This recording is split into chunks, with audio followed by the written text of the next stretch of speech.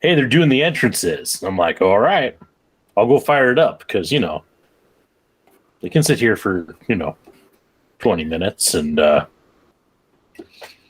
be okay. Even got my beer out and then looked at my phone and like, holy crap, it's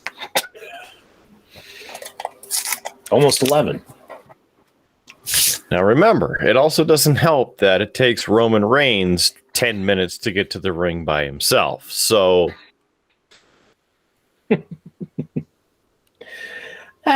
he doesn't have the slowest entrance.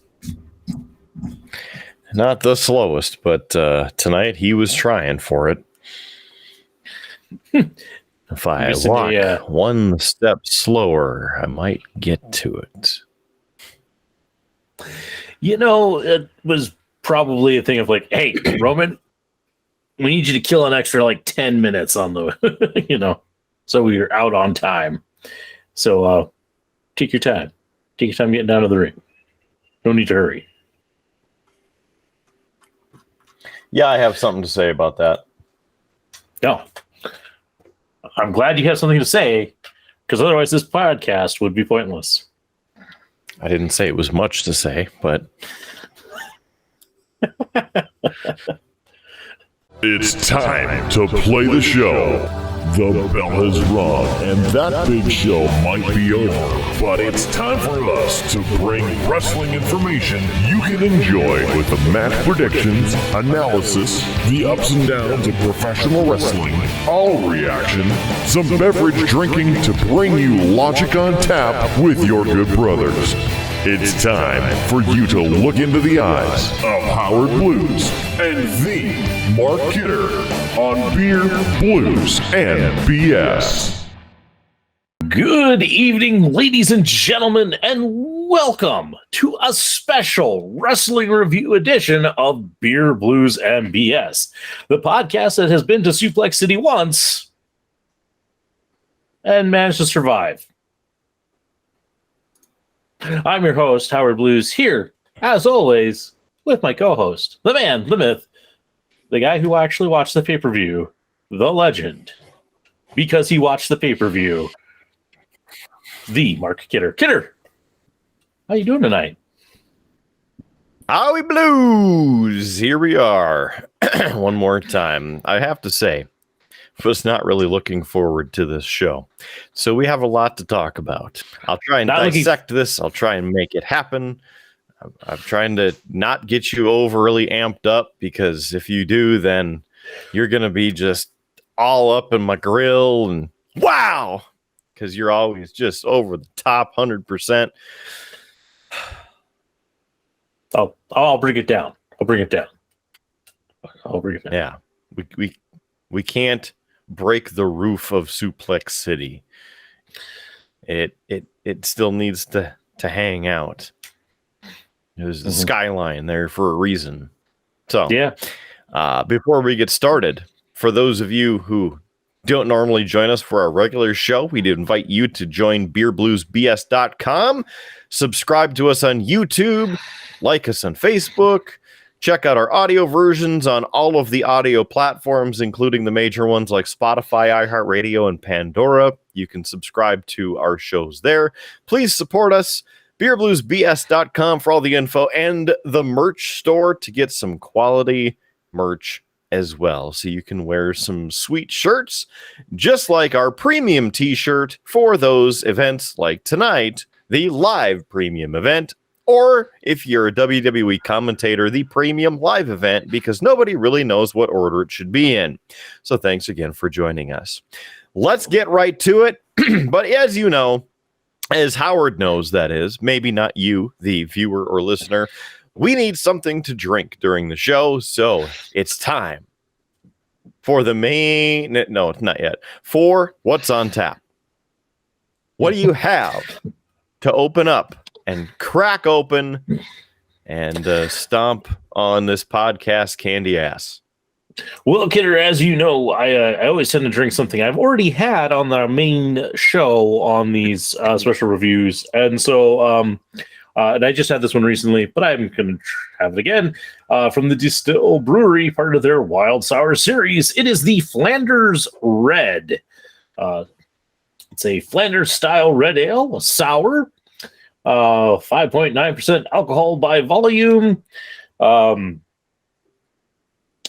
The base of it, it's a Flanders Red sour ale, offering the initial impression of tart cherry candy. Yeah, that's it. If you want more, check out the main show where we dive a little bit deeper into these drinks. But yeah, that's one of the many sours I've been drinking as of late on the show when people aren't forcing me to drink things that I ultimately regret. I never forced you, just for the record, and for those of you listening or watching, I want that on the official record. I did not force him to drink that drink, but you can see that on our main show on the main channel here, beerbluesbs.com. My beverage tonight is a rousing 9% alcohol by volume. It is a Zing Zang margarita. The alcohol is already in there. It is made with award-winning margarita mix. And here it is. As you were describing your beverage that we've already talked about before, I was looking on the bottom of the can where it's the made by or made on and the best by date. And if you see that, the best by date is apparently December 4th of 2021. So we're going to drink this anyway because kind of like a stale beverage, it's SummerSlam. It's that time of the year. Are you ready? About as ready as I'm gonna be. And for those of you who are maybe checking us out for the first time with one of these, here's how this goes. It's sour. Yeah, it is a sour night. But Kidder and I, we're gonna be talking our way through the show. Kidder's seen the show. I haven't. For years now, Kidder and I have been doing predictions on the WWE pay-per-views, and we've recently added the AEW ones. Usually the rules are you have to get your predictions in before the event starts, and you are allowed to make a change before the match happens because sometimes shenanigans. But Kidder and I are going to run through. Since I haven't seen the show, I haven't locked in my predictions yet. So I lock them in live here on the show. There's a scoreboard right up here that you can actually follow along and see who wins. And luckily for me, there's nothing on the line tonight. So that's good because the last time we did this, I ended up having to drink a White Claw for losing a bet. So that's the basic gist of it. Kidder will break down the match. I'll give some thoughts, some opinions. And who knows? There might even be one other segment that we tend to do, which is we name a DraftKings screwy finish of the night. I don't know. Was there a screwy finish tonight? We'll find out as Kidder breaks this down. So, Kidder, break the walls down. It's time to play the game. So, first of all, as we like to do is, I like to do, is rate the opening video. Typically, it's my favorite part of the actual show because I love the graphic design. I love the creativity that WWE used to have. So tonight's, well, it featured clips like it usually does of WWE superstars. Right off the top, I give it a -1 because it features a bunch of country music because, of course, they're in Nashville. So there's that. On top of that, then they, came to the arena, big shot of the crowd. It is interesting to note that the arena that they're in is where the Tennessee Titans play in Nashville. So this stadium, I think it's Nissan Stadium, seats around 70,000 people. Now that's up in the WrestleMania seating range. So it's interesting to note that they're trying to push a little bit to get more people, but there were officially just under 50,000 people in attendance tonight. So, commentators tonight, your standard commentators, even if I remember correctly, fast forwarding through the whole show, Pat McAfee was there for a little bit, even though he had the match at one point. I don't think, now that I think about it, I'm second guessing myself. Don't even know if he was actually on commentary. Anyway, here we go. The first match of the night, right out of the gate. It's for the Raw Women's Championship. Your champion, Bianca Belair, against challenger Becky Lynch. This match, 15 minutes, 10 seconds. So, I picked Bianca Belair to retain the Raw Women's Championship. And I'm going the same there, Kidder. Mostly because they just put the title on her. I don't know why they would take it off her right away. And she never really got a great retribution match against Becky after last year's SummerSlam. So, yeah, we'll go with Bianca. Okay. So there was a tease about the whole last year's SummerSlam with the 26-second loss from Bianca, with Becky Lynch getting that title. It's also interesting to note that Bianca Belair is from Knoxville, which of course is right up around the corner, basically, from Nashville. And so it's almost a hometown pop on her own there. So this one starts out. It was very sloppy, in my opinion, for about 3/4 of this match, which made me not really a fan of the match. So starts out, Bianca Belair ends up getting, waistlock takedown. Lynch tried a sunset flip. Belair rolled through, hit a backflip, followed by a shoulder tackle.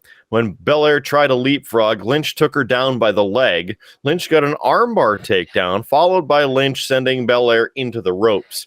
Then Lynch had the double knees to the left arm because she was trying to target the arm because there's, some backstory with her arm hurting.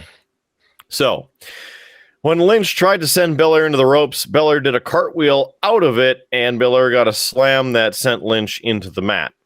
So again, counter, sloppy, all over the place. Tilt-a-whirl here, flying over there. It's just all over the place. So Belair did a standing moonsault and got a 2 count. Belair ended up grabbing onto Becky Lynch, slam on to the top rope of the barricade, or the top of the barricade, not the top rope. But Lynch managed to slam Belair onto the barricade instead. So again, counter. With all those counters, they could really make a nice kitchen. Let's continue on with Lynch getting a leg drop onto the back while against the barricade. Lynch brought Belair back into the ring, got a 2 count, slowed down the match, got the Bexploder suplex, of course, as you're familiar with. Now, Belair continued to fight with her forearms and caught a kick attempt, ended up with Lynch getting a takedown into a submission, but then Belair fought out of it.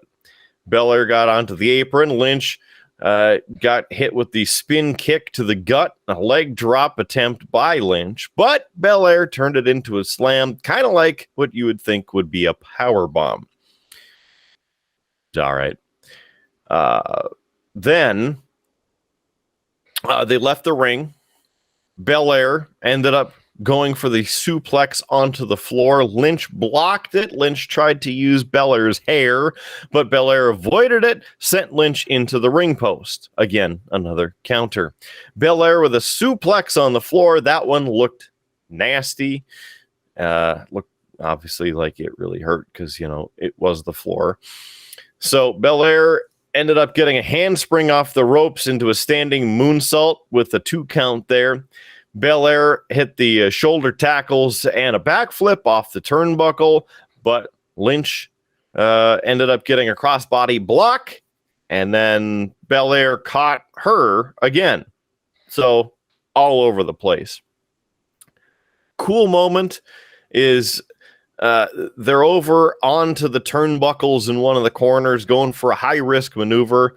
Lynch was able to get free enough and hit the diamond dust, if you're familiar with that, which is kind of like a falling neck breaker from the top of the turnbuckle.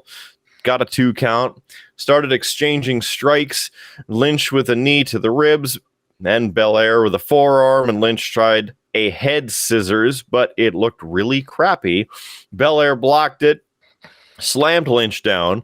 Lynch escaped and then countered a move from Belair with then Lynch going to the armbar. Belair managed to get out of the ring. Now, at this point, they're on the apron. Belair had Lynch on her shoulders, and Belair hit the KOD onto the floor. Again. Then, referee was counting them out. Lynch got back in right before the 10 count. Belair wanted to go for another KOD, but Lynch landed on her feet. Belair came back and got Lynch with the spine buster. Belair went up top again. Lynch stopped her there. Lynch pulled Belair off the ropes by her hair.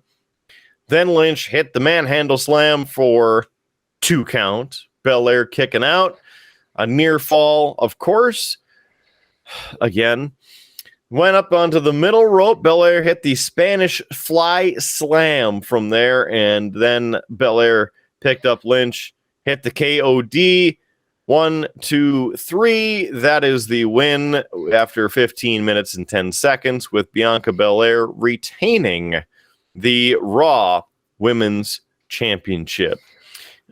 Piece that I would like to mention is the big leg drop.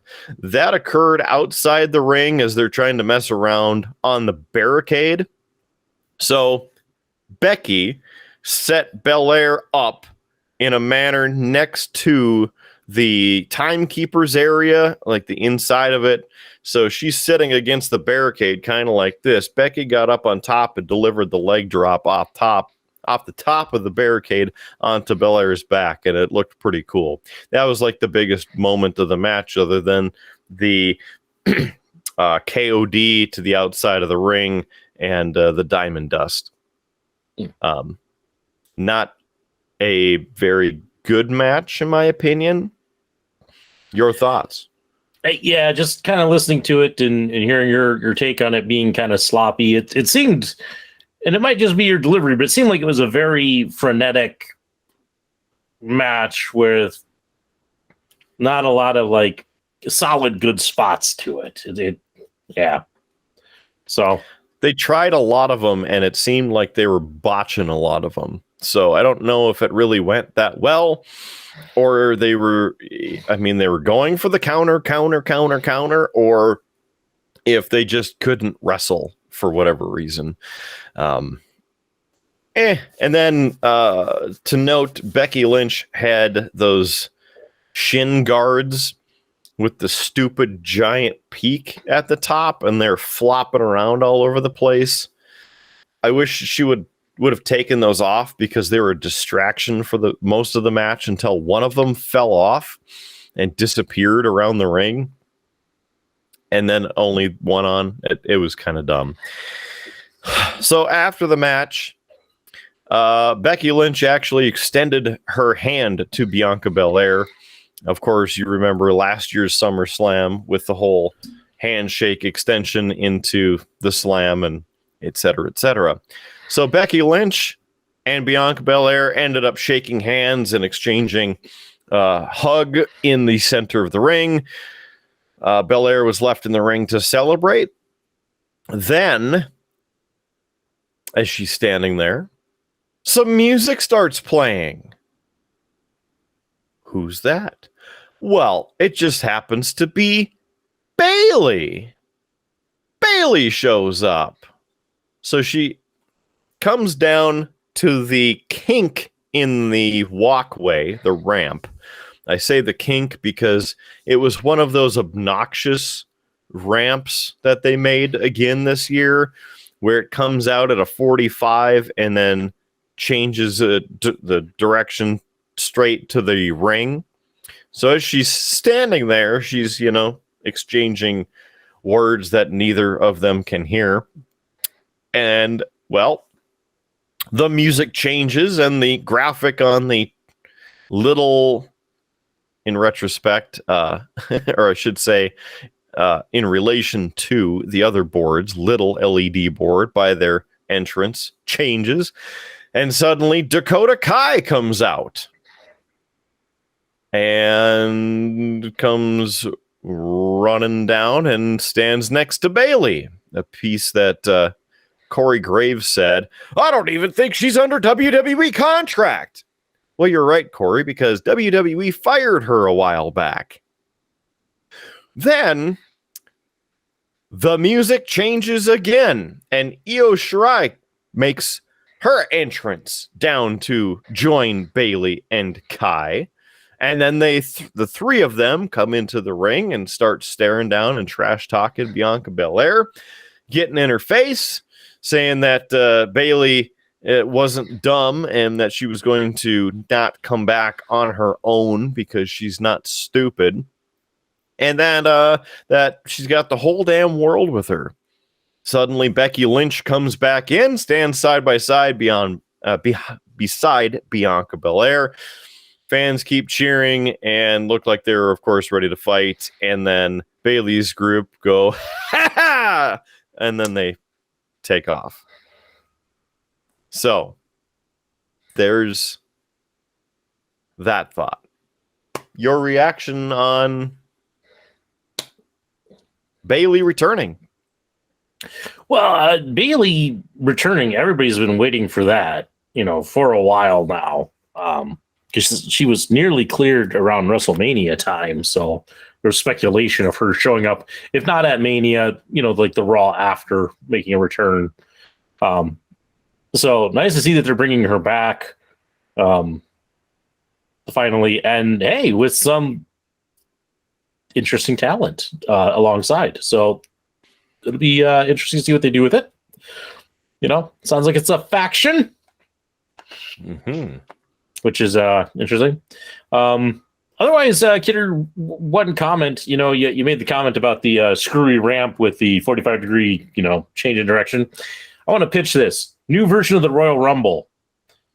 Okay, it's Royal Rumble, but you have to go through a maze to get into the match.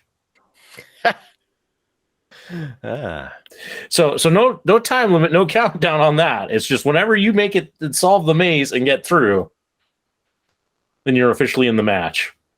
It's good Santino Marella isn't one of the main wrestlers anymore because he would just get lost in the maze. I mean, just think about it. Beat him up in the maze. Mm-hmm.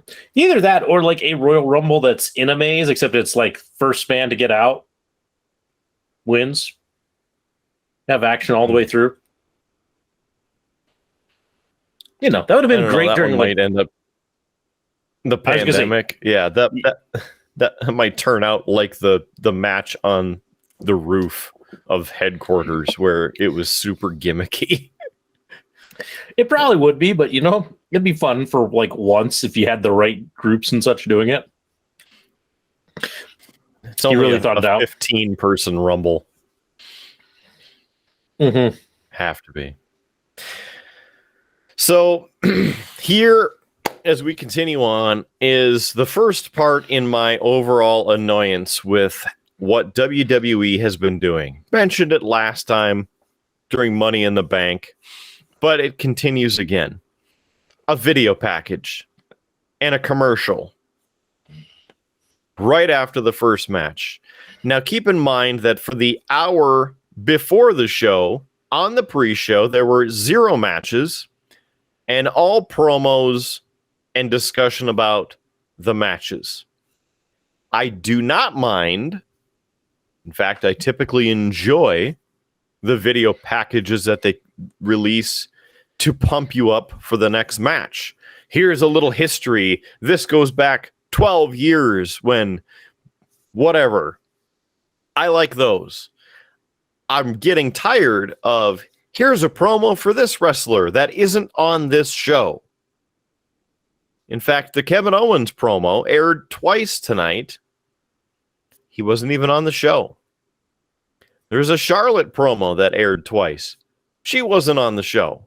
Just since whatever. They're airing all these promos and they're wasting 3 to 5 minutes of promo.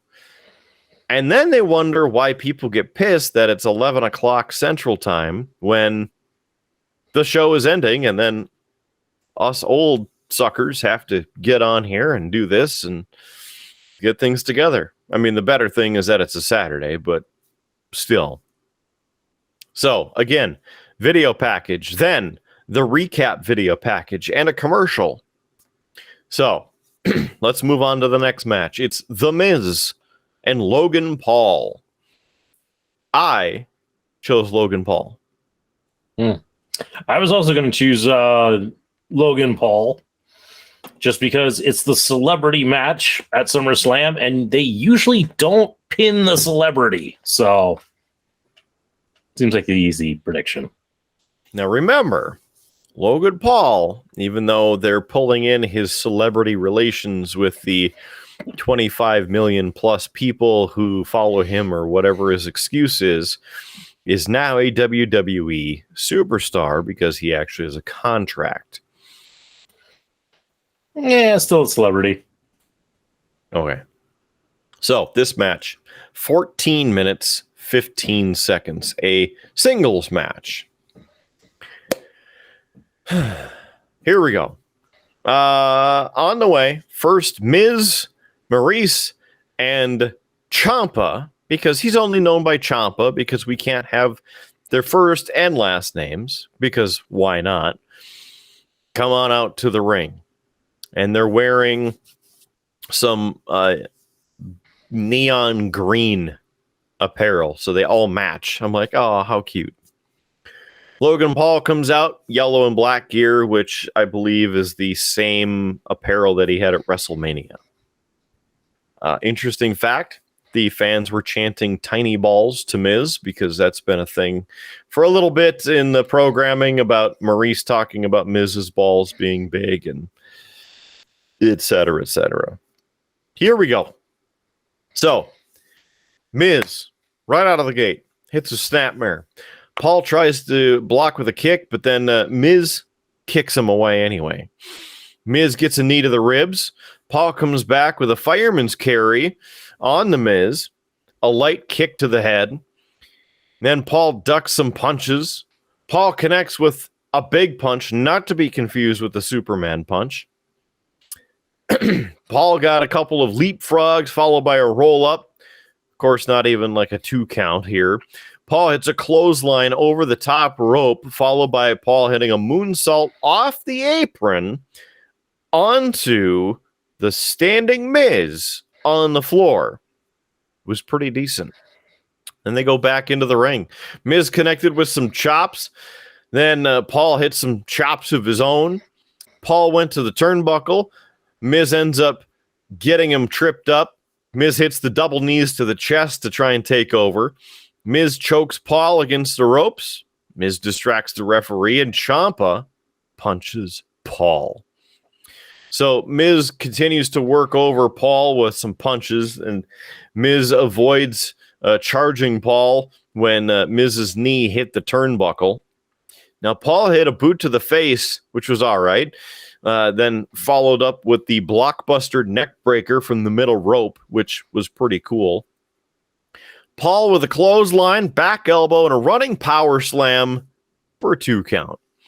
Paul delivers the kicks to the chest. Paul had a chop block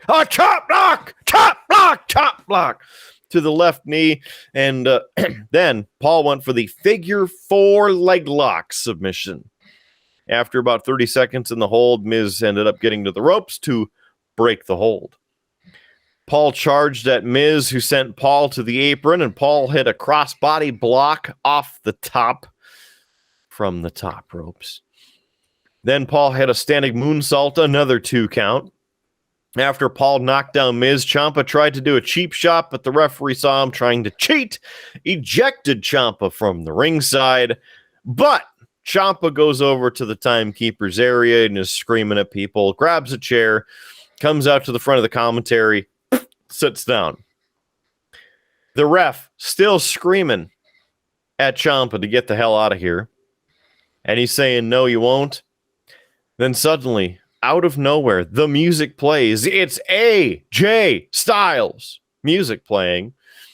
Ciampa's looking around. He picks up the chair. He's waiting to bash him with the chair. AJ Styles comes flying out of nowhere from the crowd. end up fighting each other and trailing off up the ramp, and they're out of here. Match continues. Paul hits the phenomenal forearm off the top rope, gets a 2 count. Miz went to the floor. Paul cleared off the commentary to put Miz on top of it. Paul jumped off the top rope from the turnbuckle. Frog splash, huge one. Boom! Puts Miz through the table. They get him back into the ring. Paul had Miz pinned, and Maurice was on the apron there, distracted the ref because it would have been 3, 4, 5, 6. So Paul gets up. Miz tries to attack the Paul with this chain and an original one of a kind photo that he had framed to make fun of when Paul came out with the Pokemon card at WrestleMania. Well, Paul moved as Miz is coming across with the chain and almost hits Maurice, freaks out. Paul ends up grabbing onto the Miz, hits the Miz's finale there, the skull-crushing finale, that is, and gets the pinfall. 1, 2, 3, your winner by pinfall, Logan Paul. I do have to say in Logan Paul's defense that he looked pretty athletic, pretty decent, like he's actually been training. Again, very much not like the old celebrities that would come in and not do anything or be decent. Aside from that, the frog splash there, 5-star frog splash would actually, truly, to me, be a 5-star frog splash, because Logan Paul went flying up, did the full reaction there, connection, boom, 1, 2, 3. It was good. It was good, and the table broke. So, your thoughts again? Yeah, no, Logan Paul is actually very athletic. Both him and his brother Jake Paul have been training and competing in boxing matches the last few years. Jake is still kind of on the boxing train and doing some of those types of events and such. But yeah, so Logan trains, and he is in good shape, and I think he takes this seriously enough to, do some moves and actually perform and just be the usual celebrity, that we usually see. So doesn't sound like a too terrible a match. It sounds like this one could, though, be a contender for the screwy finish of the night. But you didn't call it the screwy finish of the night, Kidder, so I'm guessing that there was something even screwier coming up on the card. For a lot of intents and purposes, not all intents and purposes, but a lot of them, I kind of want to just say this whole pay-per-view is DraftKings screwy finish, but that wouldn't be completely true either. So I'm going to let you make that determination as we continue on through the show. So there's a contender. Now, they cut to commercial, and there's another damn commercial. Then there's a video showing Brock Lesnar's career highlights for the past 20 years. And then there's a video featurette with the maximum male models of Massey and Mansour, formerly known as Mace and Mansour. Because, gotta be artistic. This is a paid sponsorship for Pure Life water, which they were spraying over each other. And Max Dupree is back after basically being fired by Vince McMahon. This, again, Pure Life water is the official water of Maximum Male Models. And then, hey, guess what? There's another video. This one's about Roman Reigns. All right. Next match. Theory against your United States champion, Bobby Lashley. Interestingly enough, this did not get a video package before it because there were, 3 video packages before that. So, it was almost rushed. I chose Bobby Lashley to retain. I'm also going to choose Bobby Lashley because, they gave Theory the briefcase, so kind of only makes sense that why would you give him the United States title if he's going to possibly cash in for the heavyweight? So we'll go with But Lashley. it can be for any title at any time, but only the Universal Undisputed. They change it every year. Yeah. This match was 4 minutes and 45 seconds. About 3 minutes too long. Yep. Okay. So here we go. Decent ovation for Lashley coming out, which was good. Lashley being the face that he is right now. And Theory just looks like a dork. So there's that. Starts off, Theory did an attack with the briefcase before the match. Lashley bashed him with the briefcase, threw it out of the ring. Bell rings. Theory goes and hits the blockbuster neckbreaker. Lashley then gets up and starts coming back with a back elbow and a clothesline, and then a spine buster. Looked pretty good. Theory got out of the ring, grabbed the Money in the Bank briefcase, and teased like he was going to leave. Lashley got in his way and prevented that. Lashley whipped Theory into the barricade on the ringside twice. When Lashley got back into the ring after Theory, it was Theory who ended up getting a couple drop kicks on Lashley, and then 2 count. Theory charged at Lashley, who caught him and hit him with a flatliner into the mat. They exchanged punches. The fans were going crazy for Lashley, of course. Then Lashley grabbed Theory and power slammed him. Lashley again charged, but Theory jumped over him. Lashley went shoulder first into the ring post. Theory charged. Lashley caught him this time and applied the Hurt Lock submission, which a couple seconds later, Theory tap-a-roo. That's a 1, 2, 3 in the tap-tap-a-roo count. And I have to say it like that because why not? Lashley is the winner on this one. And again, that was 4 minutes and 45 seconds. So this one, I kind of see why it was a match. The United States Championship was actually defended on SummerSlam, which was all right. But it was fine. The length was a little bit long for what this match needed to be.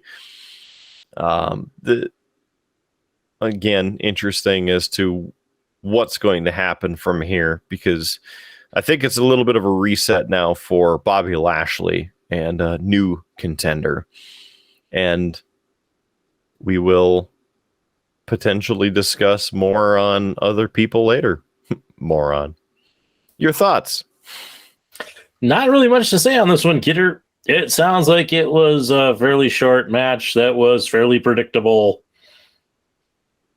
And I think it would be a disservice to the audience for us to pontificate on it anymore. So let's move on to match 4. Yeah, I don't want to spend more than 4 minutes and 45 seconds on it. So that match is done. They fade to black. Guess what?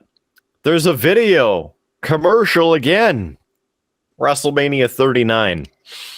They're heading to Los Angeles. WWE goes Hollywood again. And then a commercial for the A&E biography series that they're doing. And tomorrow's episode is Kurt Angle. So it looks like it will be another good match. Also to mention, The WWE shop is now a Fanatics experience. So if you're not familiar with the Fanatics shop at fanatics.com, that's typically your sports team apparel site. In fact, where you get some quality Colorado merchandise like these items and that item, and well, there's probably a few others around here too. But now WWE shop is running through Fanatics. So that's kind of cool for me because you get Fanatic bucks on each dollar that you spend in their store. And I already got an email 13 minutes after they were done. So, they're right on top of it. All right, next match. This is a no disqualification match featuring the Mysterios, Ray and Dominic against the Judgment Day with Finn Balor and Damian Priest, accompanied by Rhea Ripley. I chose the Judgment Day on this. I still thought you were going to go the Mysterios. Originally, I did. And I sat and thought about it because if you think about both teams, the Mysterios, they've been trying to do this angle where, like, Dominic and Ray, they're a great team, but are they on the same page? And then the Judgment Day. Hey, we're cool. We kicked Edge out, and we're this dominant team, and we're going to beat up everybody, but we're not really on the same page, and we don't win either. So it's almost a bit of a toss-up with this one. Mm-hmm. Yep, and I hate to sound like I'm just picking the same ones as you are, but I was going to go Judgment Day because Finn Balor, and kind of figured I was going to lose this one. But, yeah. But with my information, it's still up in the air because you truly don't know. I don't. Because the backstory doesn't matter. It doesn't. Are they winning? Are they losing? I don't know. I mean, yes and no. What does that mean? Nobody cares. That's what. Nobody cares. Why are we having this match? Why are they feuding? At least gives, the not the Usos, the Mysterios something to do. So this match was 11 minutes and 5 seconds. Again, a no disqualification match. Need to point that out. Okay. We get into the ring. Balor and Priest attack the Mysterios right away. Ray comes back with a head scissors on Balor, while Dominic drop kicks Priest. Pretty cool. Balor and Priest get sent off to the floor, so Dominic hits the suicide dive on Priest, while Ray hits the Ase moonsault onto Balor on the floor. Now they get back into the ring. Dominic hits the crossbody block off the top rope again. Some real cool moves in this match. There were tags in this match as Ray tagged in to slam Dominic onto Balor. This is the part that he's already fallen asleep. Son bitch is yawning over there. This is the part where I bring up again. No disqualification. Howard the ref, what does that mean? It means that there's no reason to have tags in this match because there's no DQ, which means everybody can fight at the same time. The only reason why you're taking in and out is because it's a little bit easier to choreograph's not quite the right word, but it's easier with two people in the ring than all four in the ring at the same time. It's kind of why, like in a triple threat match, they always throw the one guy out and two guys go at it for a while. The third guy comes back in and they throw somebody else out.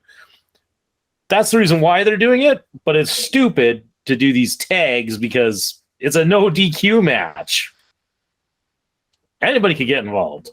You can Pay-per-view guy can get involved. Yeah, he was there, front and center. So here we go. Dominic ends up getting back involved. Hits the arm wringer on Balor to take him down, but Priest hits a knee and knocks Dominic down to the mat. Balor stomps on Dominic to keep him down.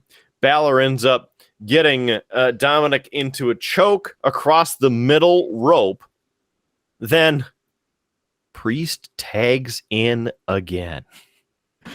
Hits the leg drop to his chest. Priest gets the chin lock on Dominic, followed by Priest getting a kick from Dominic. Priest then goes with the corner splash, and Balor tags in again with a stomp onto Dominic. Balor hits a suplex along with some chops to the chest. Then Dominic starts getting a little bit of offense going with a neck breaker on Balor. Ray tagged in against Priest with a springboard crossbody block. Then he avoided Legal Man Priest and hit Ray with a seated senton off the top onto Priest. It's pretty cool. Ray with a drop kick along with the bulldog that Ray has done so many times, as we have loved to see from way back when. Ray kicked Balor out of the ring. Balor had a chair, but Ray got the chair and did the chair jab along with a chair to the back. So, yes, they finally got the toys. So there's that. All right, so Ray ran the ropes, hit, and then Priest ends up hitting him with a super kick. And, of course, the crowd booed. Ray then sent Priest into the ropes, but Balor tagged in and hit the running clothesline because tags are important in a no DQ match. Balor with a shotgun drop kick in the corner. So Balor then gets back up top. Dominic grabbed Balor's leg. Ray joined Balor onto the top rope, leading to a top rope Hurricane Rana from Ray. Sent Priest into the ropes, and then Balor was sent into the ropes as well. The Mysterios wanted the double 619, but you guessed it, Rhea Ripley gets involved. Ripley tripped both the Mysterios and slammed Dominic into the apron. Then Priest hit the South of Heaven slam on Ray, and Balor went for a chair again. Suddenly, out of nowhere, the lights in the building, they go out. Then there's fire! There's hellfire brimstone!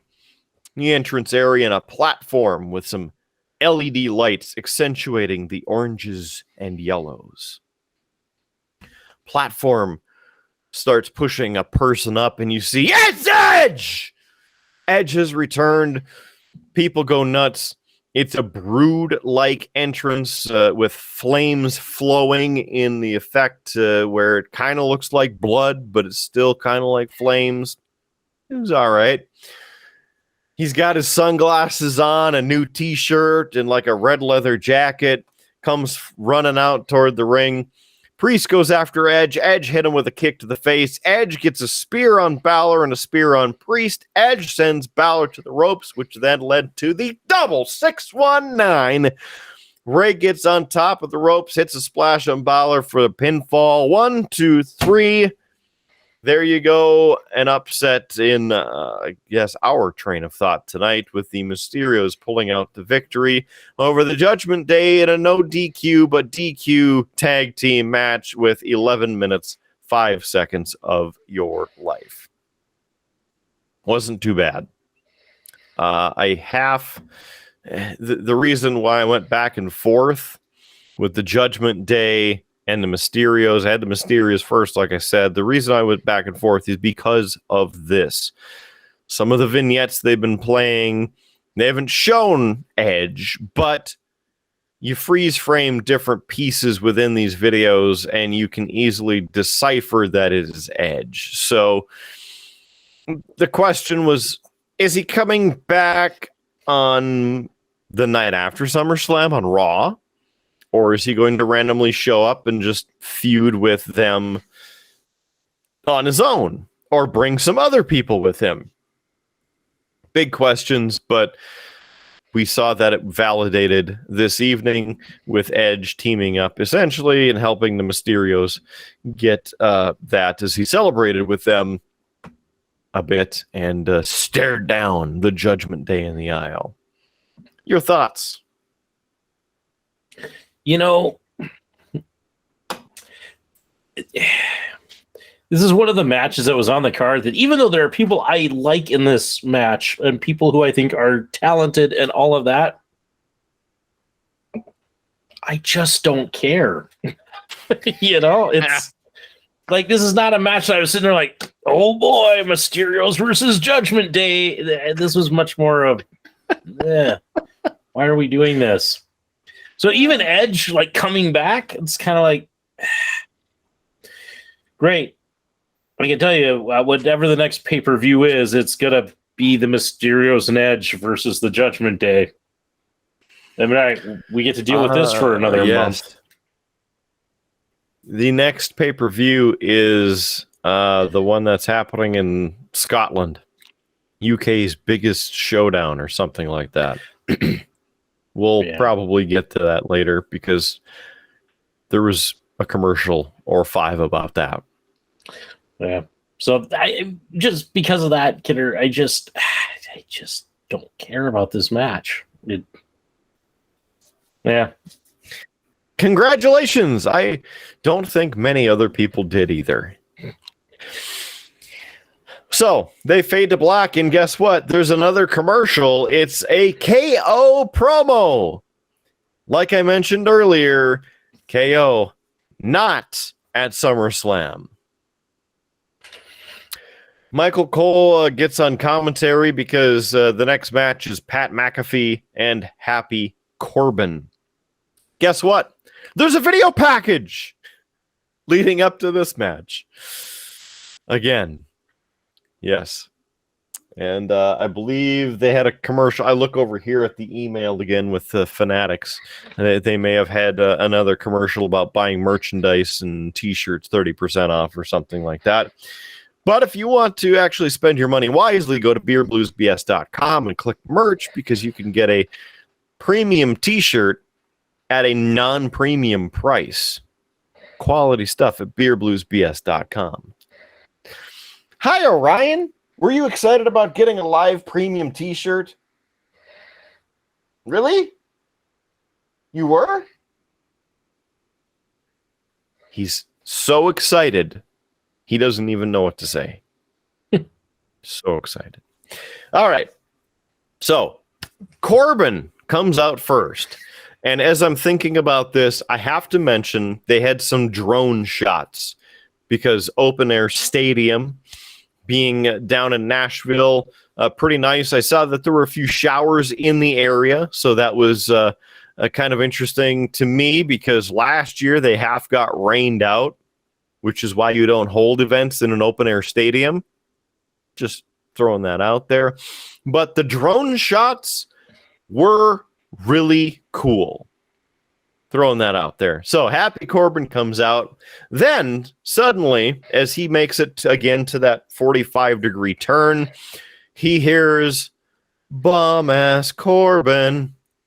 Bum-ass Corbin looks behind him, and there's a chorus of like 40 people singing bum-ass Corbin. Bum-ass Corbin. It's different. I'll go with it. Then Pat McAfee's entrance hits, and he's wearing his tank top type T-shirt with the hashtag on the back, bum-ass Corbin. Kind of funny. Also, Pat McAfee did not come to the ring with the theme song from the White Stripes 7 Nation Army. It was a completely new mix version of a newly created song. It's like 7 Nation Army, but maybe only a half nation.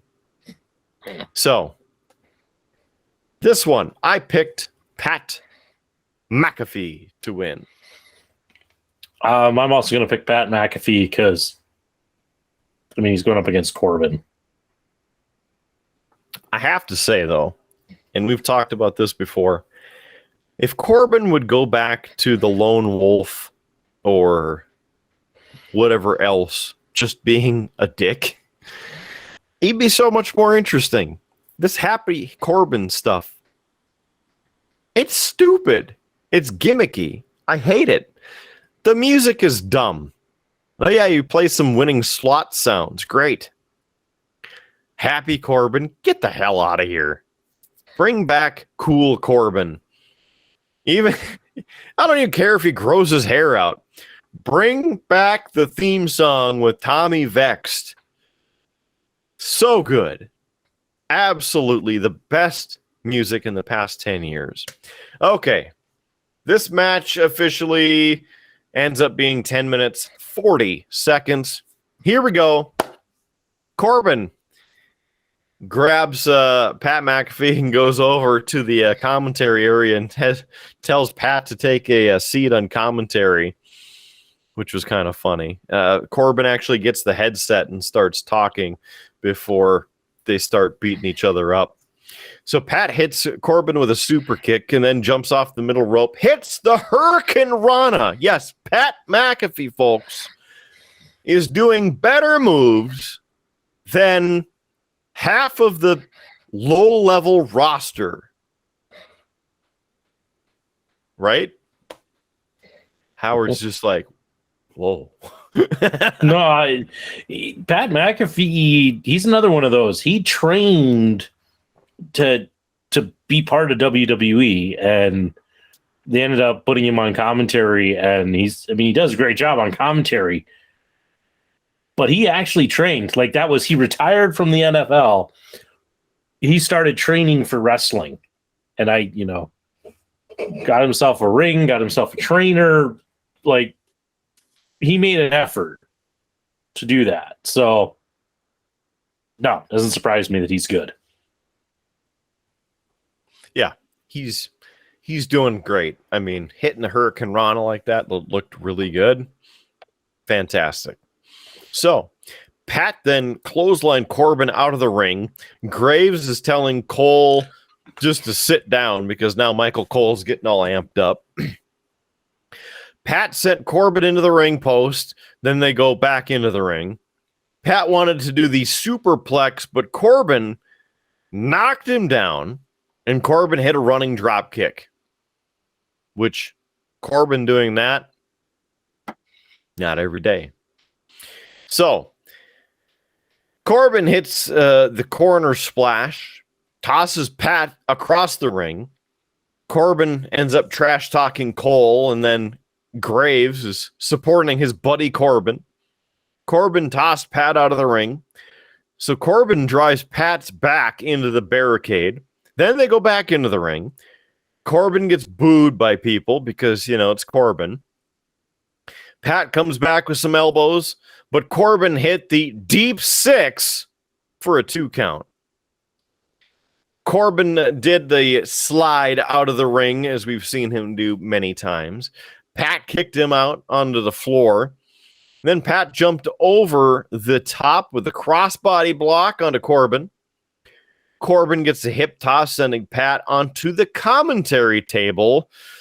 And at this point, Michael Cole is yelling at Pat to get up, giving him all that encouragement. Corbin breaks up the referee's count, but this is when Corbin again grabs a headset and gives a shout out to Pat's parents. And then Corbin shoved Cole into the chair. The fans were booing Corbin as he punched Pat a few more times on the table. They get back into the ring. Corbin slowly gets up to the top, which, that's not a very often thing that we see from Baron Corbin. Pat jumps up onto the top rope, hits a superplex from the top. Really good. Got the fans going. Gets a 2 count. They exchange some more punches from the standing position. Corbin backed Pat into the corner, and Corbin charged, but Pat moved, and Corbin goes shoulder first into the ring post. Pat goes up top, nearly lost his balance there, but hit the Swanton Bomb onto a standing Corbin. With this, Pat McAfee almost slipped off the top rope there. I mean, it looked pretty shady for a second, but good that he was able to balance himself before shooting off the top onto the floor on Corbin.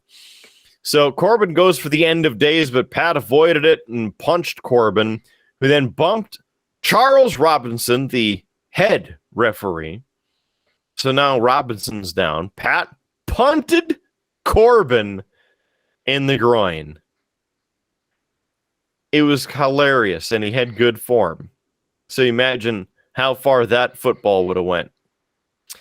Cole said that it's payback for what happened on SmackDown, of course, a week or two ago when they started or continued their feud, and Corbin ended up hitting him with the low blow. But anyway, back to the match. Pat jumped off the middle rope with his own version of the Panama Sunrise, gets the pinfall. 1, 2, 3. Pat McAfee, your winner of this match. Again, 10 minutes, 40 seconds. Only 3 more matches to go. I mean, this sounds like this was an okay match, with a little bit of entertainment in it. Yeah. So far, probably the match that has had the most interest for me out of everything we've been through so far. So yeah, I enjoyed this match. I think it had a little bit more flair than the other matches. Even the Logan Paul match was a little bit better. So there's that. Interestingly enough, after the victory, Pat McAfee went over to the ringside by the commentator's table and grabbed a beer from apparently a friend that was waiting for him, and he just downed a beer and then threw the cup before he walked. So that was pretty good. All right. Guess what? What's next? Highlights from SmackDown. You should have waited. I was going to say a commercial, kidder. You could have got me. You could have said, guess what's next? I would have said a commercial. You could have said highlights from SmackDown. I mean, it's basically the same thing. Not quite, but yeah. I mean, you missed a chance there, kidder. You missed a golden opportunity. We'll just blame it on the lag. So the highlights were of Sheamus and Drew McIntyre, the match that they had on SmackDown, which I didn't see because I haven't watched Friday's SmackDown yet, and I'll probably fast forward through it anyway. But Drew McIntyre won the match, leading him to get a title shot against the undisputed WWE Universal Champion at Clash at the Castle. That's the show I was looking for. Clash at the Castle. September 3rd, it is in Wales. So there's that commercial and again those highlights. Then they come into the arena and Drew McIntyre is there and cuts a promo. All right. Interestingly enough, he is talking about loving that place and it's home to the new number one contender. Apparently, Drew McIntyre moved there with his wife recently.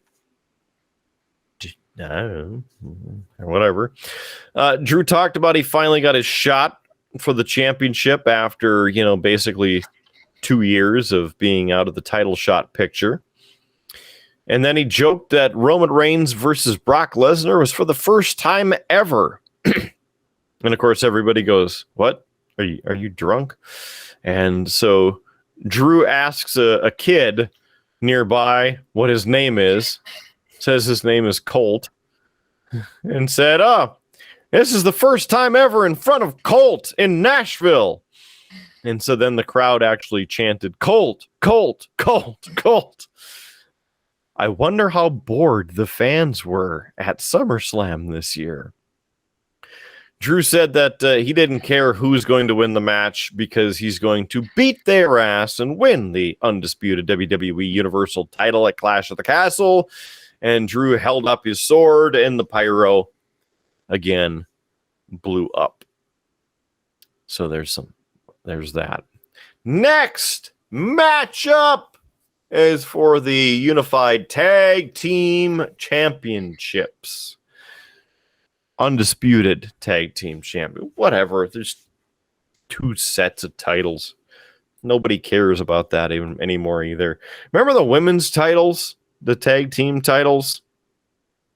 Remember that? Mm-hmm. Yeah, nobody remembers. Okay, so let's move on with with the rest of our life. This one, I decided to take a swerve because, again, JEFFJARRETTJ is the special guest official for this match. And so, could have been some shenanigans. The other night, Jeff was getting pissed at the Usos, so there is that thought, right? Well, here we go. Jeff Jarrett coming out of the ring.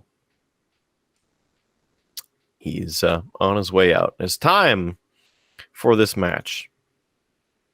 Before you make your pick there, Howie Blues, I will say that it's 13 minutes, 25 seconds. Again, the Usos, Jay and Jimmy versus Angelo Dawkins and Montez Ford in the Street Profits. And that was my choice. Mm.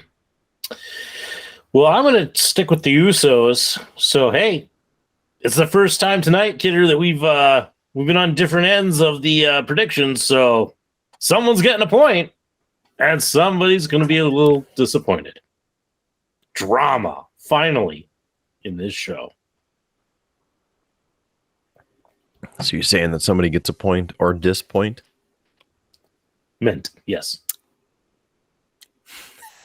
Oh, there's mints. All right, great. I've been talking a lot. So here we go. Jeff Jarrett calling it right down the middle. I have to admit that this one wasn't on the top of my list. So Jimmy starts out with Dawkins, and the wrestlers are punching each other in the corner. Jeff Jarrett made sure they knew that they had the five count before you're disqualified. Jimmy with a backbreaker. Jay tagged in, hit the forearm to the chest of Dawkins. Then Jimmy gets back in with a forearm to Dawkins because you've got to go back and forth. Jimmy hit the choke with Dawkins across the rope while Jay got a cheap shot when Jarrett wasn't looking. Jimmy started working over Dawkins with the chin lock and then set up Dawkins in the corner and hit the running hip attack into the corner. Then Jimmy went for the corner attack again. Dawkins did the classic move off to the side. Dawkins hit a jumping kick to the head. So then Ford tagged in against Jay, leading to Ford hitting a kick along with a crossbody block off the top rope. Ford with a clothesline, a kick to the chest, and a jumping kick to the head. Ford with a belly-to-back suplex, along with a standing moonsault for the 2 count. Jay with a kick to the ribs, and then an uppercut, and Ford ran to the ropes, leading to a blockbuster neckbreaker for the 2 count. Jay sent Ford into the turnbuckle, leading to the lifting neckbreaker for a 2 count again. Jimmy got back in. Ford sent both of the Usos out of here. Dawkins tagged in, got the running somersault off the top onto both of the Usos, taking them out. Dawkins hit a spinning neckbreaker and Jimmy for the 2 again. So then Jimmy hits an enziguri kick. Ford tags in. Dawkins shoves Jimmy into Montez Ford for a belly-to-back suplex, another 2 count. Dawkins had Jimmy on his shoulders. Jay hit a super kick on Ford, who was in the ring, and Jimmy then super kicked Dawkins.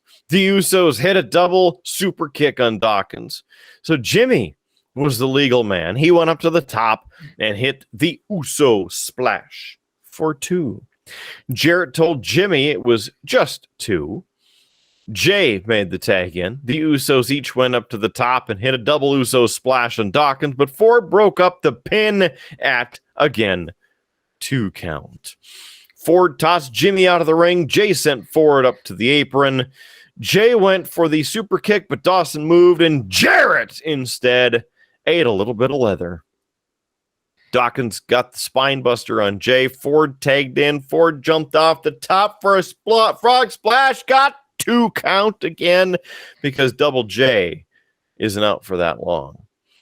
Ford didn't cover right away because he was selling the ribs. So the announcers, of course, said that might have cost Ford. That led to Ford yelling at Jeff Jarrett about the count. Dawkins tagged in. The Usos were on the floor when Ford tried to dive, but the Usos gave Ford a super double super kick. The Usos tossed Ford over the barricade. The Usos hit a double super kick on Dawkins on the floor. Then back into the ring, the Usos hit the double super kick on Dawkins, that is, not Dawson, Dawkins. And then the 1D on Dawkins. That's enough. That's a 1, 2, 3. And the Usos, by pinfall, retain the tag team titles. So again, kind of all over the place there. But when you think about it, 13 minutes, 25 seconds. There it is. Tag team match. I don't think Jeff Jarrett really added a lot to this match, aside from it being in Nashville. And tomorrow in Ric Flair's last match, when Ric Flair is probably going to have a heart attack and not be with us anymore. Yeah, no, the Jeff Jarrett being involved is purely a gimmick, which is why I agree with you. This is not a match. So I was like, oh yeah, I gotta go see this one. And even after hearing you describe it, yeah. So yeah, not as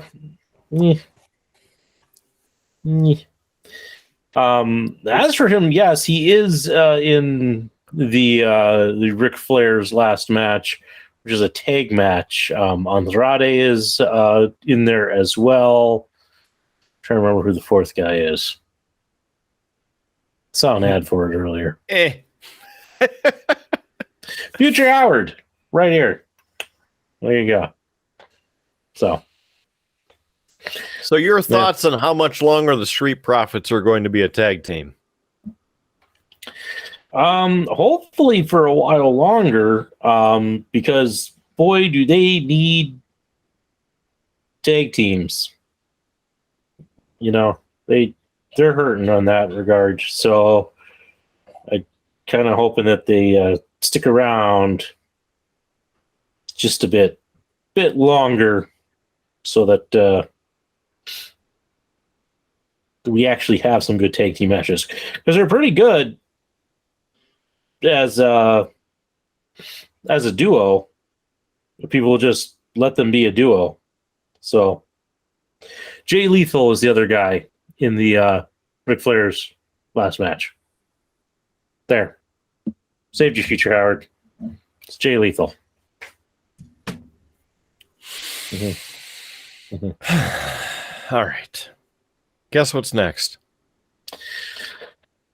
Gosh, that was our 6th match, so it's got to be Rousey and Liv Morgan. No, it was a commercial. Oh, yeah. Sorry. Bam! Bam! Got you good, sucker. I was trying to get to the next match. I was like, clearly there was a commercial and a video package. Let's just go. But this is also as a callback with that being set up there during the pre-show. As you know, Booker T does the shucky ducky quack quack moment of the night every pre-show. He threw it out there and the guys in the truck weren't ready. So he's sitting there waiting for it. He's like, hey, guys in the truck, can we put my graphic up or something? Because, you know, it's the shucky ducky quack quack moment of the night. So they take down the match graphic and they cut to Booker T as he continues talking about it. And then they put up this full screen graphic, but it's the wrong graphic. So it's over the top of Booker T, but it's not even the graphic. It's the reverse chroma for the alpha channel, so it's just the black part of the graphic over the top, and they're like, ah, crap, and they quick take it down. I'm like, did you not know this is coming up? It's scripted too. Come on, follow your rundown. Whatever. So here we go with video package, this time about Charlotte Flair. Doesn't have anything saying when she's coming back. Then they cut to ringside, and it's, yes, the most hated man in North Dakota, Kid Rock. Yes, he can show up to WWE SummerSlam in Nashville, no problem, and be drinking a beer. And then I think the comedian's name is Tammy. You frequently see her doing comedy videos with Officer Daniels on Facebook and the other social media channels. She's a bigger lady, kind of like trailer park playing kind of lady. Anyway, she's sitting right next to Kid Rock. Kid Rock turns to her and then ends up starting to make out with her after he like poured a beer on himself. And then he flips off the camera, which they black framed it to do some drops as like a censorship. And I'm like, just let him flip off the camera.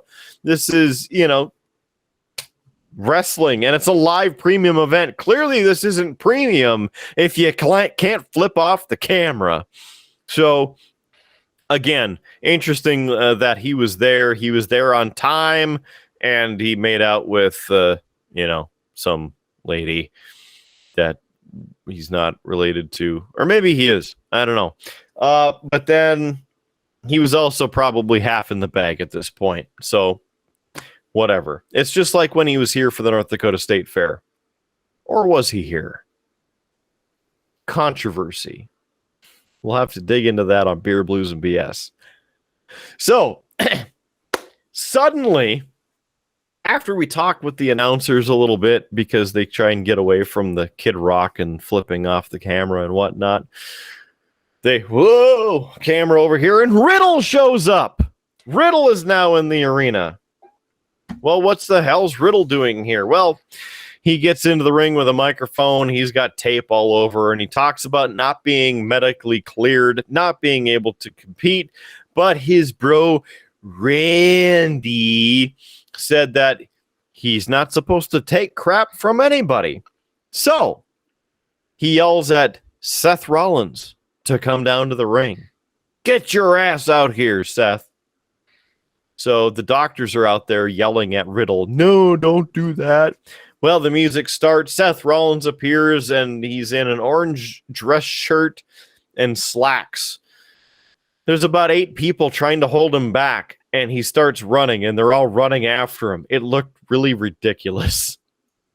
So Rollins gets in, hits a forearm to the head. Rollins knocks Riddle down, gets the stomp right away, and of course Riddle is now out. Cole's screaming at how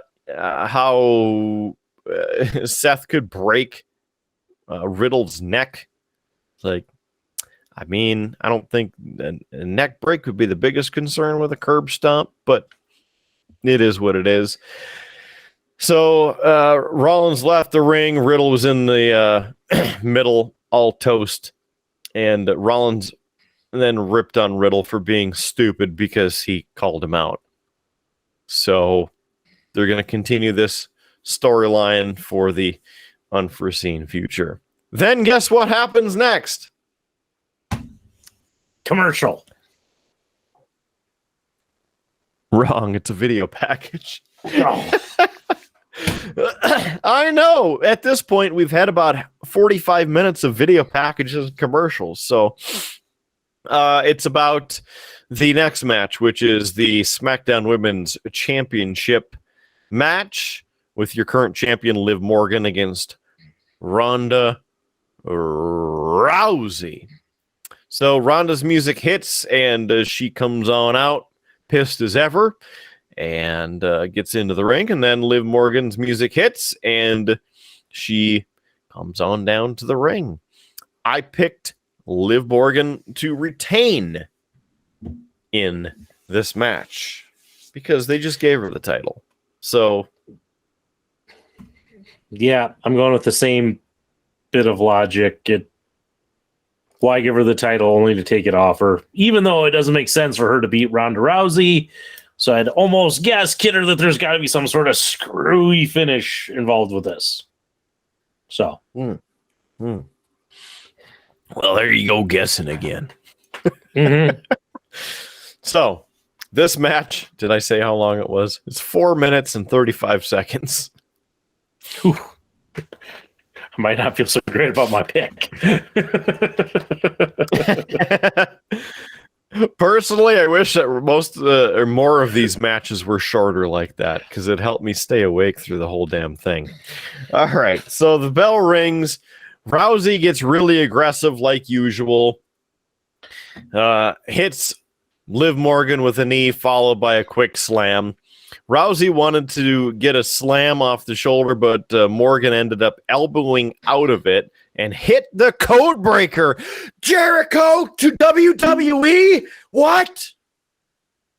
It's just a move, folks. Calm down. Rousey ended up blocking the Oblivion and attempted to lead Rousey getting to a takedown. But Rousey got an arm bar in the left arm. Morgan manages to get out of it, pull back on the arms. At this point, Morgan was on Rousey's back, leading to a crucifix pin. Got a 2 count on that.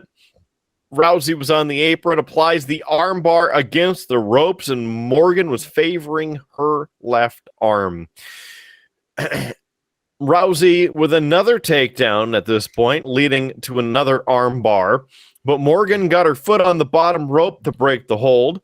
Rousey applied an arm bar on the left arm again. Liv rolled through, got on her feet in the bottom rope, broke that hold. The referee called a female trainer in to check on Morgan, who the Michael Cole and I believe it was Corey Graves still at this point were saying that Morgan's arm was probably broken at this point. Well, Liv says, "No, I'm okay," but continued to sell the injury. Rousey applied the arm bar on that same left arm again, but Rousey's shoulders were down and the referee, 1, 2, 3. The Corey Graves goes, wait a minute. She tapped out at the same time. Rousey argued with the ref about it, but guess what? By pinfall, Liv Morgan retains the SmackDown Women's Championship. As they showed the replay, you can see Liv tapping on the back of Ronda at about the 2 count, but the official never saw it. They complained about that, whatnot, back and forth for about 5 minutes. Then, as Morgan is holding on to her title, she's sitting there trying to recuperate a little bit, regain her strength, and Ronda Rousey goes berserk. She goes over and attacks Morgan from behind, puts her in the armbar again. The ref tries to come over and, hey, cut that crap out. Rousey grabs the official and puts him into the armbar. And then, of course, more officials showed up and get the hell out of here. Rousey left ringside. Morgan, again, selling the left arm injury. And then Morgan grabbed her title again as she's sitting at the front of the commentator's desk, which has been rebuilt, and smiles. So, there's that. Your thoughts? I'm going to say, Kidder, I know we still got one match left, but it's a no man standing match, so you really can't get a screwy finish there. So, Kidder, I'm going to call it right here, right now. This is our DraftKings screwy finish of the night. Just so I can, get that graphic in there and sound effect and such. It's what this sounds like, and we'll see where it goes. Probably a rematch. So you're saying that you don't have high hopes for the finale? I'm just saying that it can't necessarily have a real screwy finish. I mean, first I ever guess it is last man standing. But match on SummerSlam. You don't think there'll be any kind of a screwy finish whatsoever? You don't think DraftKings is behind all of this? well, I mean, they're clearly behind all of it, but I'll put it this way, like a screwy finish in Reigns versus Lesnar is probably expected. I'm going to guess that a lot of people lost a lot of money on the whole Liv Morgan pinning Ronda Rousey, so that's why I'm going that route. Okay. So you know what's next? Video package. It's commercial. Oh. It's again for Clash of the Castle, Saturday, September 3rd in Cardiff, Wales. Yes, it is another Saturday live premium event, only on Peacock, so we'll be giving you some coverage of that.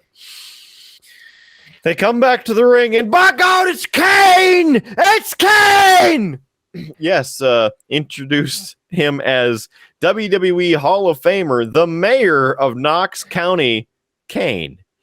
No, I don't think the mayor of Knox County is Kane. It's actually Glenn Jacobs. Just so you know, Kane was never elected to mayoral status because I think he's killed too many people.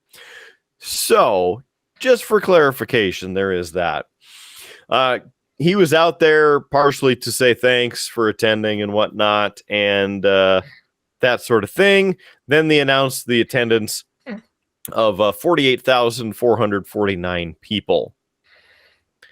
And again, we have no way to actually confirm it here on Beer, Blues, and BS because we weren't there and didn't really pay attention for it. Then there's a commercial. Again. Also, by the way, Glenn Jacobs / Kane, after he announced it, he dropped the microphone and did the flame. So it was really good to see that they still have that hanging around. And then after that commercial, there was another commercial for NXT on Tuesdays. And then, you know what? There was another video promoting WWE live events coming to your area. In fact, coming to our area October 1st at the Bismarck Event Center. Tickets on sale now at whatever, WWEtickets.com or something like that. And Grand Forks on October 2nd as well. So you can get your tickets and go see the non-live premium event. Or maybe it's a live non-premium event because it may or may not be televised. But I will be there, yes, at the Bismarck show. So you can see me live, loud, and on location. I might even do a video for this show. Not this show. This will be months in the past. But anyway, it's time for the main event. Thanks, Mark Henry. I chose Roman Reigns to retain because I don't believe that they're going to suddenly take it off of Roman Reigns, even though I think they should. They, again, as Roman Reigns made his way out, he made his way out first to the ring.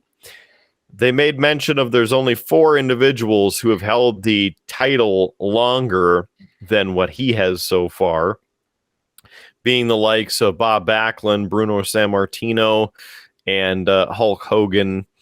And if you remember the 4th one off the top of your head, I'm having a miff as to who that was at Pedro Morales. I had it in my notes. So, there it is. The 4 people. All right. They also had the video package for this. Did I mention that?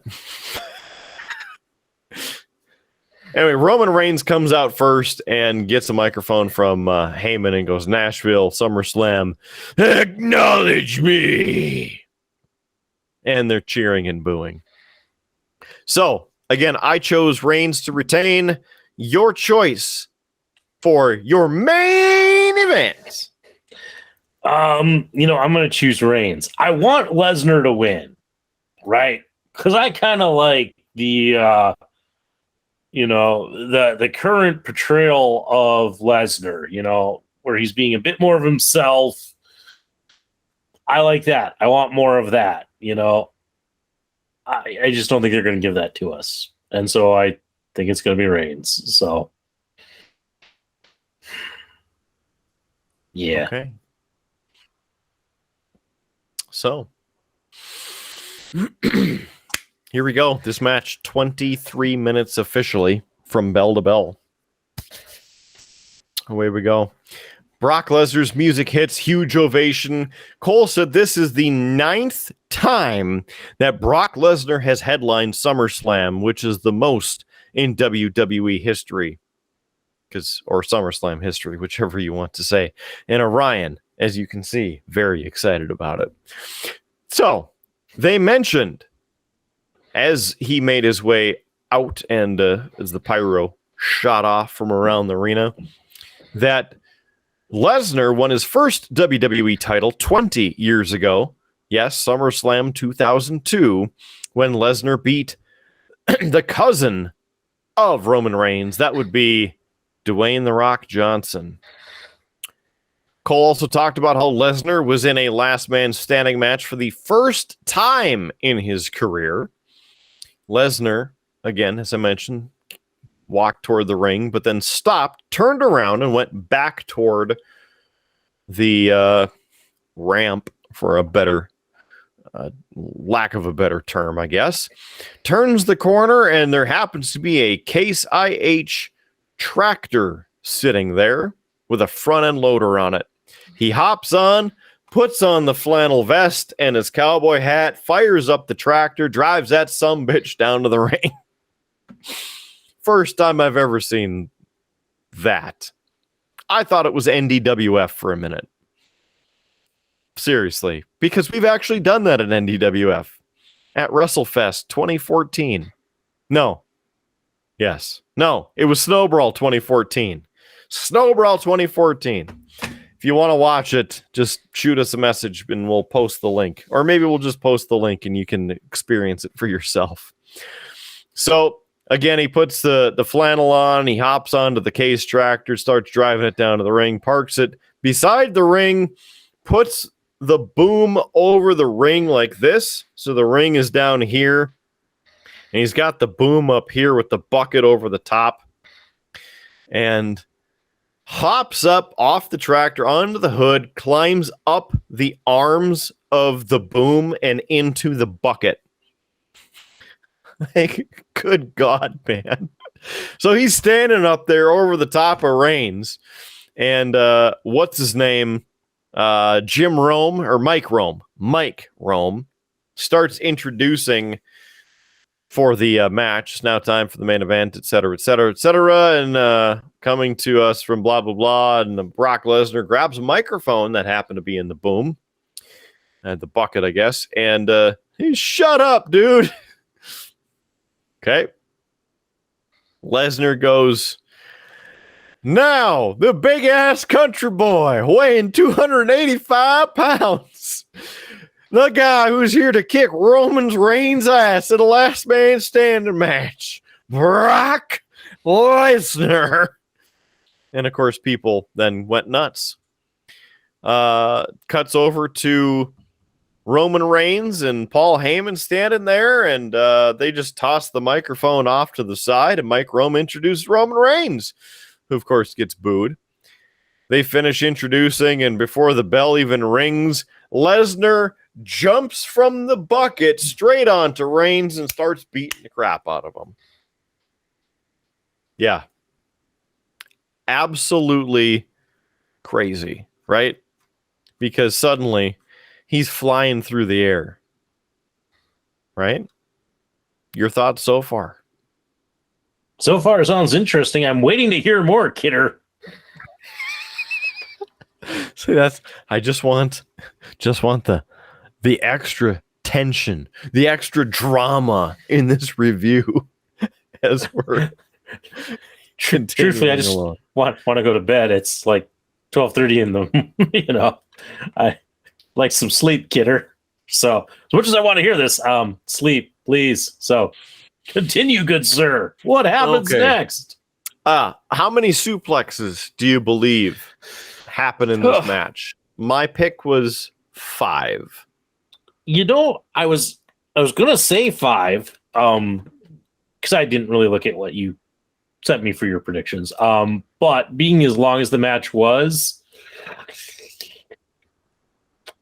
I'm gonna say 10. Okay, it's a good choice.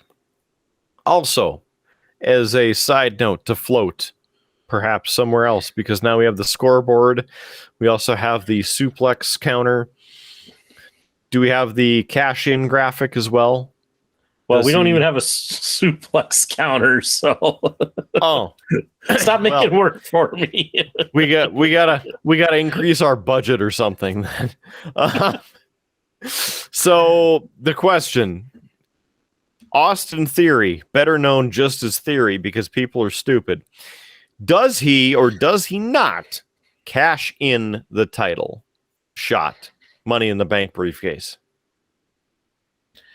I'm going to say no. Okay. I know I sent you just no, but I was thinking no with screwiness to it. I almost thought about saying yes, he cashes in but gets hosed and then loses, but I didn't go that far. I chose no, but figured there'd be some stupidity.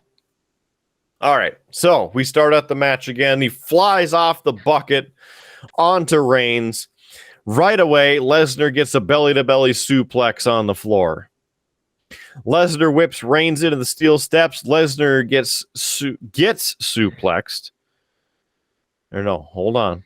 I got to back up and remember, because I type notes really fast. Lesnar suplexes Reigns onto the floor. So there's 2.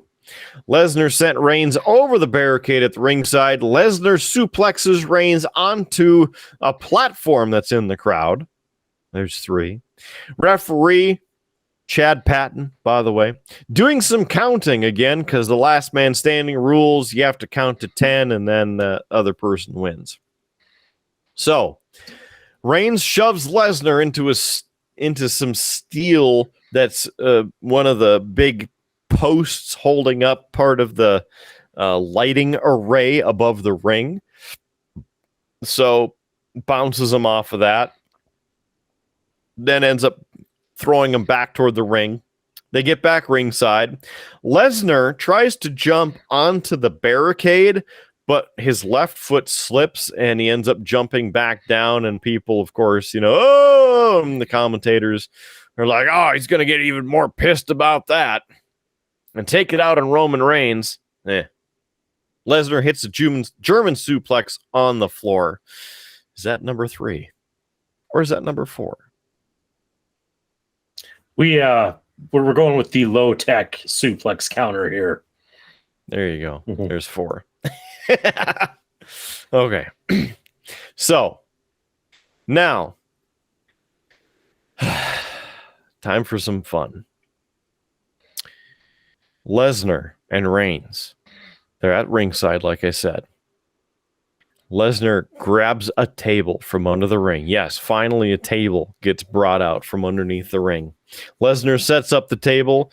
Heyman distracts Lesnar, and Reigns recovers enough to hit the Samoan drop, puts Lesnar through the table. Lesnar gets that back up at the 7 count. Reigns hits Lesnar with the steel steps. Reigns then sets up another table on the floor. And then Reigns hits the Uranagi slam through the table. Yes, Lesnar got put through 2 tables in about a minute. Lesnar gets back up. They get back into the ring. Reigns hits the old Superman punch, but didn't knock Lesnar down. Reigns hits a second Superman punch that does actually knock Lesnar down. He gets back up, but Reigns hits a spear. Referee counts Lesnar down, but at 7, Lesnar gets up again. Reigns charges. Lesnar catches him, goes for an F5. Reigns gets out of that. And Lesnar is sent by Reigns out of the ring. Lesnar then gives Reigns the spine buster onto a piece of essentially half of one of those two tables that were broken. I kind of laughed because the table, of course, is all busted sitting there like this, and boom, right on top of it. Like that had to hurt. Reigns was grabbing at his arm after the landing.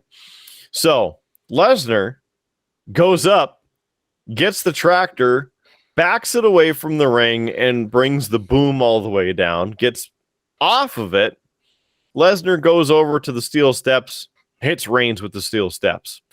Lesnar hits Reigns with a piece of the table, which was kind of like every WWE or WWF game that we've played, where you grab up this huge piece of table, whack! It was so ridiculous. But again, was pretty good. So, anyway, Reigns is laying there. 8 count, ends up getting back up. Lesnar dumps Reigns into the front loader. Yes, the bucket of the front loader. Gets back into the tractor, raises the boom up, drives the tractor forward, and dumps Reigns into the ring out of the bucket of the tractor. I have never seen this before in my life, but it's something that if we knew we wouldn't get hurt, would have done in NDWF. So, again, Lesnar positions the tractor. It's over there off to the side yet. Gets back in beside the ring, and Reigns ends up getting up. Lesnar hits Reigns with another German suplex. Well, the fans are then chanting, "This is awesome." Suddenly, Lesnar, another German suplex. So, yes, Lesnar gave Reigns a third straight German suplex, but Reigns gets back up at the count of 8. So now, Lesnar grabs Reigns, F5 in the middle of the ring. Reigns gets back up to keep the match going. Reigns at this point could barely get to the ropes. Lesnar went for another F5, but Reigns landed on his feet, grabbed the guillotine choke. Lesnar reversed and applied his own guillotine choke, with Lesnar choking him out and placing him onto the mat. The referee waved Lesnar off and then started counting. So, Patton, again, the ref, wanted Lesnar to let go. So he did. Then started counting. Reigns got up at the count of 9. Moments later, Reigns gets blasted again and is laying there. They start counting. Lesnar goes up to the tractor, fires it up again, and drives it into the side of the ring.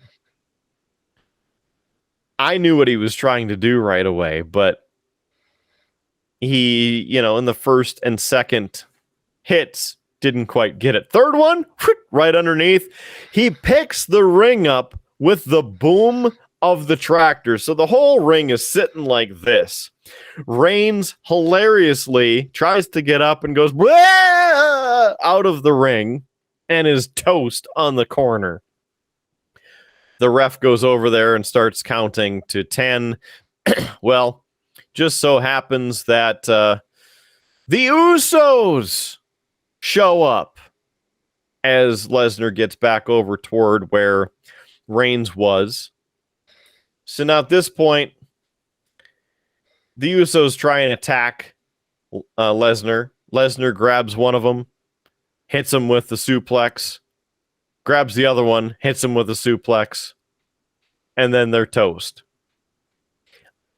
Truthfully, I didn't count those because, they're not in the match, but how are the refs up to 9? So, again, how do we want to count that? Because they weren't participants in the match. True, but again, being that it's the last man standing match and therefore no DQ, it's technically legal. Technically, like this show. There's no rules, and it's all made up. Well, technically, we always say that it's number of suplexes. We never specify if it's in match or out because there have been times where he's started fighting before the match has actually started, and there have been suplexes. Yeah. Anyway, I'm counting them. We're up to 9. Okay. So at this point, Roman Reigns is toast on the floor. Heyman comes up to Lesnar with both of the titles and is saying, "This is enough. Just leave him alone. He's my tribal chief. Here's both of the titles. You win. It's fine." Well, Heyman poked Lesnar.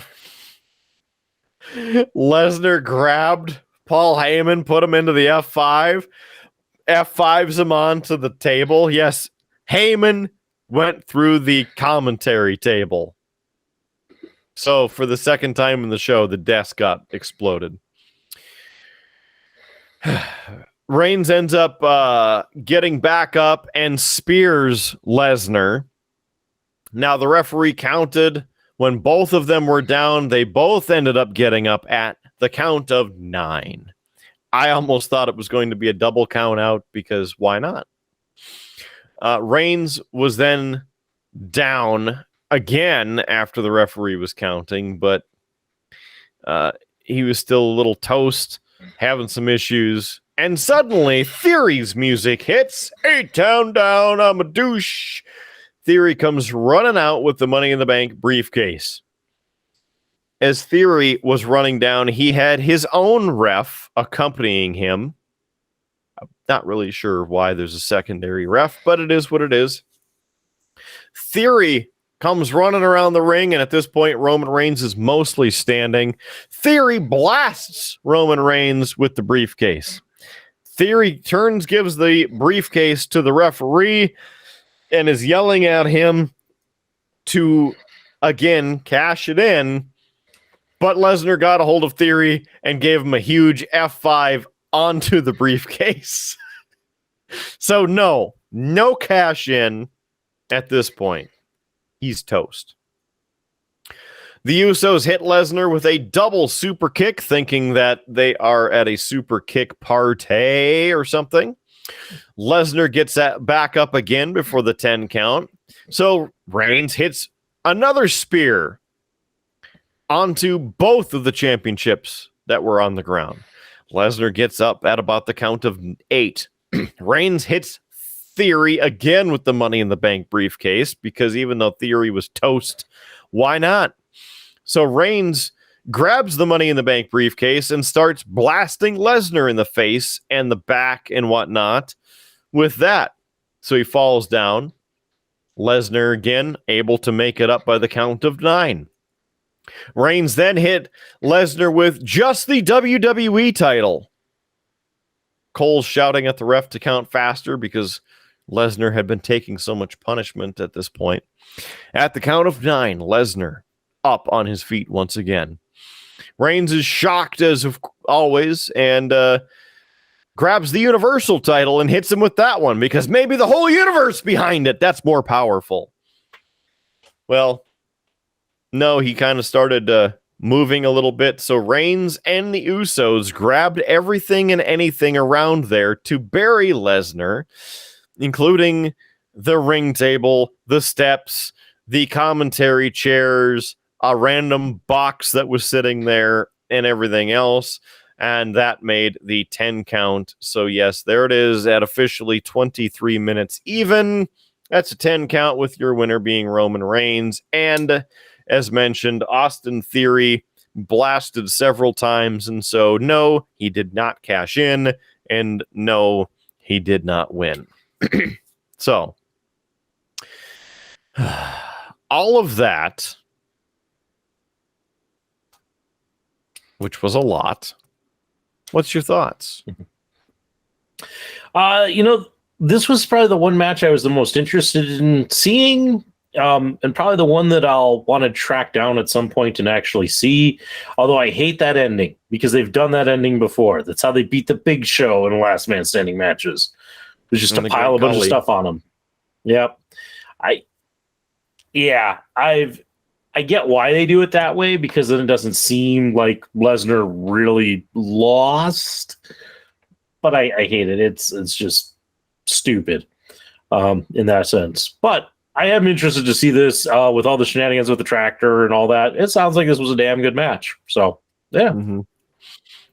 It was hilarious. And I, of course, got it right away because it was a Case IH tractor.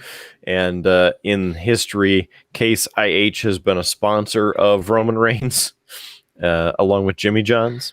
So I'm surprised there weren't any subs sitting in the tractor or something. That would have been a good move too, where I know that would have been crazy. But they really built up how difficult it'll be to beat Reigns and this and that in the upcoming weeks, and Clash at the Castle with Drew McIntyre and that sort of thing. And I mean, they really milked the end of this with the celebration and getting help out there to clear the stuff off of Lesnar. But I mean, officially bell to bell, 23 minutes, but much longer. And then there was a promo for The Miz after they went off the air. Because all the rest of the promos just, weren't enough. So, anyway, not my favorite SummerSlam. I did feel myself starting to fall asleep after about the third match and had to knock myself out of it so then I could, have this content. But I don't know.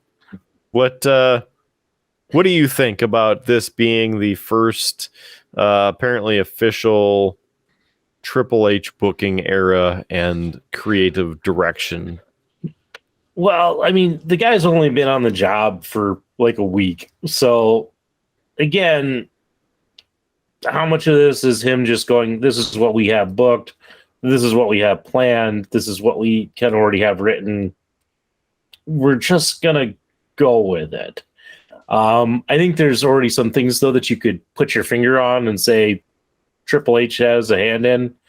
Like the fact that Bayley shows up with Dakota Kai and Io Shirai. That's probably his doing. So it'll be interesting to see, but I'm more interested as we get into some of the upcoming stuff. And I'll be more interested when we get to something like Survivor Series. And I say that because long enough time that he's kind of been able to put his marks on it. And I actually saw an interview. He finally did an interview since taking over the spot. And he basically stated, that filling Vince's shoes is going to be difficult.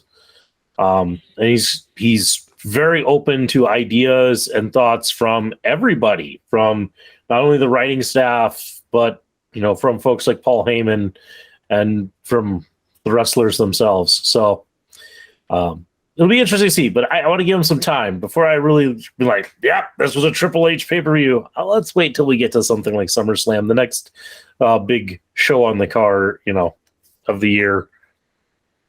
And maybe have some more thoughts with that.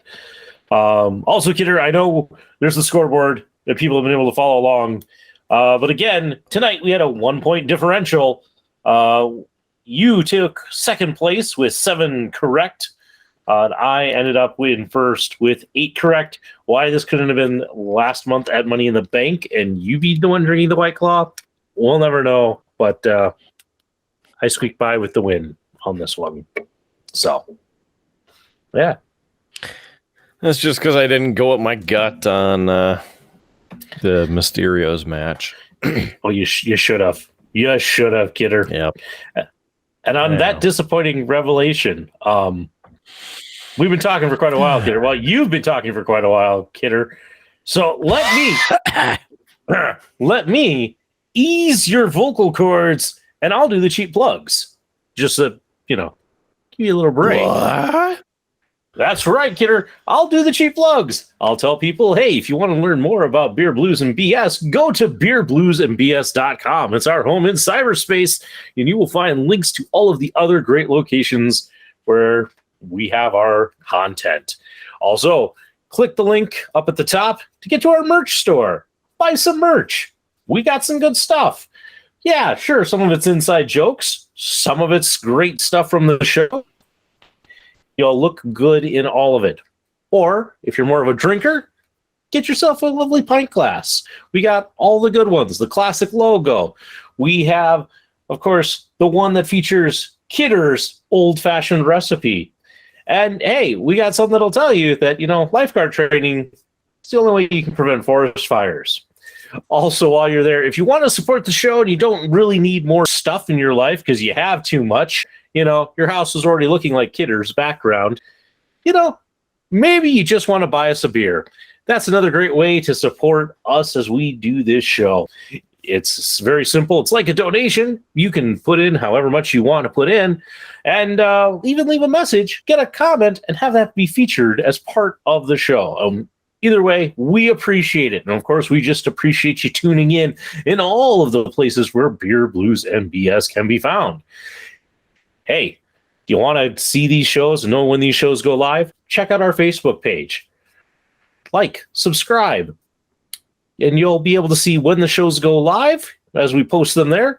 Also, every now and then, we post something else up there. Could be a little good, a little morsel, a little something interesting.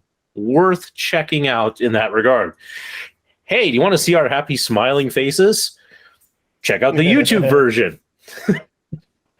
That's right, where you can actually see us interact. You can see all of the Easter eggs and such that our editor, Future Howard, puts in and drops in, along with his own little factoids as he fact checks us throughout the show. So YouTube, and again, please like, subscribe, maybe even hit the notification bell. You don't have to. We'd appreciate it, though, if you did. Or are you just somebody who's on the road too much and doesn't have time to sit down and watch a bunch of YouTube? That's okay. You can find us on any and every source of a podcast that you could get. Podbean, Spotify, Pandora, iHeartRadio, Amazon Podcasts, Google Podcasts, Apple Podcasts, Podchaser. You name it, we're probably there. Just search for beerbluesbs.com. Actually, just Beer Blues and BS. Website, that's beerbluesbs.com. Man, Kidder, I was doing so well up until that point. There's probably a reason why I don't do the cheap plugs all that often. But beerbluesbs.com. beerbluesbs.com. Search us, Beer Blues and BS, because you can't forget about the end BS. Thanks for saving my vocal cords. Is there anything else you'd like to add? Let's see. Gosh. Well, for everyone who tuned in, I'm Howard Blues. For my co-host on the other side, he's the Mark Kidder, the only Mark Kidder. We got him. He's here. Nobody else has him. That's right. We got the Mark Kidder. That counts. Yep. With that, what else does he say? Keep your glass half, at least half full. At least half full. Free beer tomorrow. Yep. And we'll catch you on down that old dusty Tuscon highway. Good night. Tonight everybody. is tractor filled. There's a tractor in the middle of the road. We got to clear that so we can get on with our lives. You have been listening to a UA production of Beer, Blues, and BS. If you enjoyed the show, help others find out about it by rating the show or leaving a review at your podcast listening service of choice. Thanks for listening, and may your glass never be empty.